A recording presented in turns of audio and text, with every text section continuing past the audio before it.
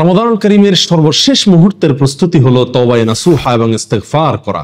প্রিয় ভাই বন্ধুগণ, সালাফে সালেহিন রমজানের প্রস্তুতির অংশ হিসেবে যে কাজটি সবচেয়ে বেশি করতেন সেটি হলো তওবা করা, ইস্তিগফার করা। কারণ এই তওবা এবং ইস্তিগফারের মাধ্যমে একজন মানুষ আল্লাহ সুবহানাহু ওয়া তাআলার রহমতের উপযুক্ত হতে পারে। আমরা সারা বছর জুড়ে আল্লাহ সুবহানাহু ওয়া তাআলার অবাধ্যতা, নাফরমানি, গুনাহ করতে করতে আল্লাহ সুবহানাহু ওয়া তাআলার রহমত থেকে নিজেদেরকে বহু বহু দূরে আমরা সরিয়ে ফেলেছি। আর যার ফলে আল্লাহ সুবহানাহু ওয়া তাআলার রহমতের উপযুক্ততা আমরা হারিয়ে ফেলেছি। বহু মুমিন আছেন যারা তাদের রমজান শুধুমাত্র সাহারি, ইফতার, রোজা এবং গতানুগতিক কিছু কাজ ছাড়া রমজান জুড়ে তেমন কোনো আমল, ইবাদতের সুযোগ তাদের হয় না। ইবাদতে মগ্নতার কোনো মজা এবং স্বাদ তারা উপলব্ধি করেন না। ইবাদতের প্রতি সেরকম রূহের বা আত্মার সেরকম কোনো টান, মানসিক টান তারা অনুভব করেন না। প্রিয় ভাই বন্ধুগণ, সে সমস্ত মুমিন ভাই এবং বোনদের জন্য সবচেয়ে গুরুত্বপূর্ণ যে কাজটি রমজানের আগ মুহূর্তে আমাদের করা দরকার, যে কাজটির মাধ্যমে আমরা শাবানকে বিদায় জানিয়ে রমজানকে স্বাগতম জানাতে পারি, সেটি হলো তওবায়ে নাসুহা এবং ইস্তিগফার করা। পূর্বের সমস্ত গুনাহসমূহের হালখাতার মাধ্যমে এরকম ভাবে সেগুলোর ক্ষমা আল্লাহ সুবহানাহু ওয়া তাআলার কাছ থেকে পাইয়ে নেওয়া। নতুন করে রহমতের উপযুক্ত হতে হলে, নতুন করে আল্লাহ সুবহানাহু ওয়া তাআলার রহমত পেতে হলে পূর্বের সমস্ত গুনাহসমূহকে আল্লাহ সুবহানাহু ওয়া তাআলার কাছে ক্ষমা করিয়ে নেওয়া। এর জন্য আমাদেরকে অন্তরস্থল থেকে নতুন ভাবে জীবন গড়ার জন্য সংকল্প করতে হবে, ইস্তিগফার করতে হবে, মাপ চাইতে হবে। তবেই ইনশাআল্লাহ আমরা আল্লাহ সুবহানাহু ওয়া তাআলার রহমতের উপযুক্ত করে তুলতে পারবো।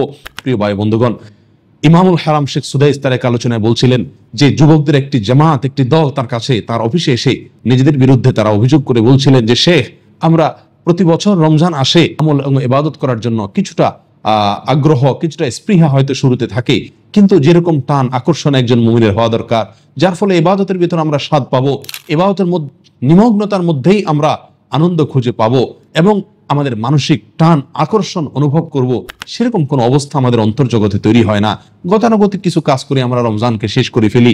নিজের অন্তর সাক্ষ্য দেয় না যে এই রমজানে আমি আল্লাহ সুবহানাহু ওয়া তাআলার কাছ থেকে ক্ষমা পেয়েছি, আমি এই রমজানে আল্লাহ সুবহানাহু ওয়া তাআলার রহমতের অধিকারী হয়েছি। এরকম কোনো অবস্থা অন্তর্জগতে হয়েছে, এরকম কোনো আমল আমি করেছি, সেরকম কোনো আস্থা, আত্মবিশ্বাস নিজের প্রতি নিজে কোনোভাবেই তৈরি হয় না। সেরকম আমল করার সুযোগ আমাদের হয় না। এর কারণ কি? আমরা তো ভালো কিছু করতে চাই, কিন্তু কেন যেন তৌফিক হয়ে ওঠে না। প্রিয় বন্ধুগণ, শেখ সুদাইস হাফিজাহুল্লাহ তাদেরকে লক্ষ্য করে বলছিলেন, আমার ভাইয়েরা, তোমাদের যে সমস্যাটি আমার মনে হচ্ছে সেটি হলো একটি মাত্র সমস্যা, সেটা হলো তোমাদের অপরাধ সমূহ। আমরা রমজান মাসে আল্লাহ সুবহানাহু ওয়া তাআলার নৈকট্য অর্জন করা, রমজান মাসে নেক আমল করার যে প্রয়োজনীয়তা, সেটা হয়তো আঁচ করতে পারি, উপলব্ধি করতে পারি, কিন্তু সে তৌফিক আমরা পাই না। আর এই তৌফিক না পাওয়ার সবচেয়ে বড় কারণ হলো আল্লাহ সুবহানাহু ওয়া তাআলার রহমত থেকে আমরা অনেক দূরে সরে আছি।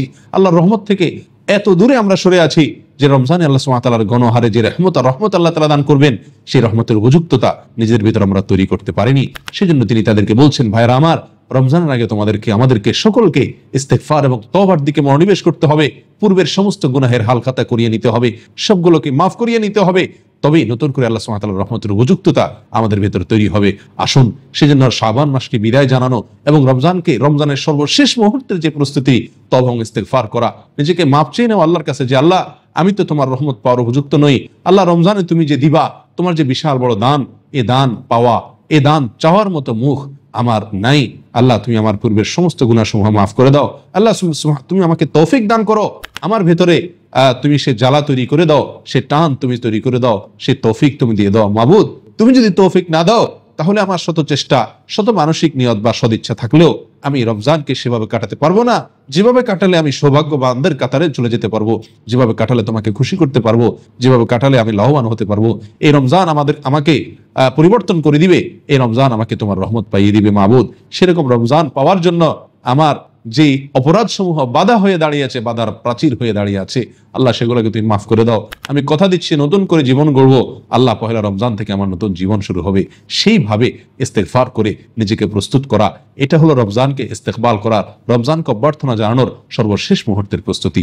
আসুন সবাই ইস্তেগফার করি, সবাই তওবা করি, নিজেদেরকে আল্লাহর রহমতের উপযুক্ত করে গড়ে তুলি এবং শেষ মুহূর্তের প্রস্তুতি হিসেবে তওবা ইস্তেগফার করি। পিছনের সমস্ত গুনাহের জন্য আল্লাহ সুবহানাহু ওয়া তাআলার কাছে কায়মনোবাক্যে ক্ষমা চেয়ে নিজেদের সংকল্প, ইবাদতের সংকল্পগুলোকে আবার নবায়ন করে নেই। আল্লাহ সুবহানাহু ওয়া তাআলা আমাদের সকলকে, আমাদের এই রমজানকে জীবনের শেষ রমজান মনে করে এটাকে আমাদের কাজে লাগাবার তৌফিক দান করুক।